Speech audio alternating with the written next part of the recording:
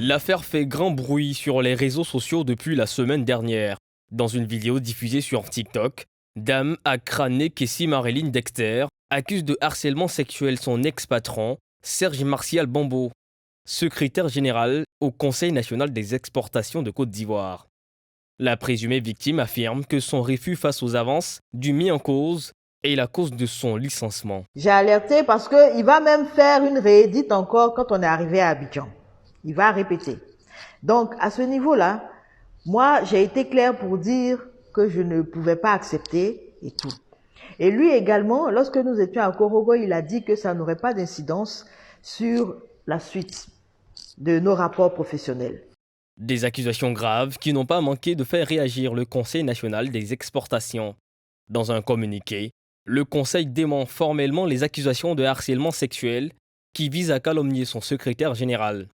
Le Conseil précise également que Dame Marilyn Nekessi a été licenciée pour des graves manquements à ses obligations professionnelles, de nature à entacher la visibilité et la crédibilité de l'institution et s'indigne d'une telle accusation du fait qu'en 7 ans d'existence, ni le Conseil et ni son secrétaire général n'ont été approchés par les agents s'agissant de harcèlement sexuel. Dame Marilyn Nekessi Dexter, épouse Accra, est revenue à la charge après ce communiqué, à travers un document intitulé « Droit de réponse », dans lequel elle se veut plus exhaustive quant aux actes de harcèlement sexuel présumés de son ex-patron sur sa personne et sur les faillites du dit communiqué. Dans mon coup de gueule, je vous indexe personnellement. Voilà. Parce que j'alerte les plus hautes autorités de l'État, parce que je me dis, et je leur dis que vous, en tant qu'individu, vous jetez le discrédit sur cette institution par vos agissements à l'endroit de vos employés.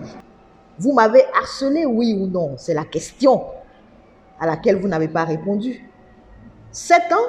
Vous me dites 7 ans? Mais 7 ans, oui, mais parce qu'ils n'ont pas le courage aussi peut-être de dénoncer, tout simplement.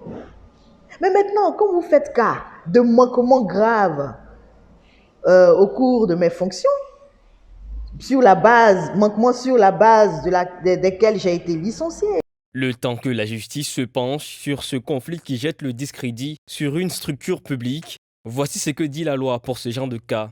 Selon l'article 5 du Code du travail ivoirien, constitue un harcèlement sexuel les comportements abusifs, les menaces, les attaques, les paroles, les intimidations, les écrits, les attitudes, les agissements répétés à l'encontre d'un salarié ayant une connotation sexuelle dont le but est d'obtenir des faveurs de nature sexuelle à son profit ou au profit d'un tiers.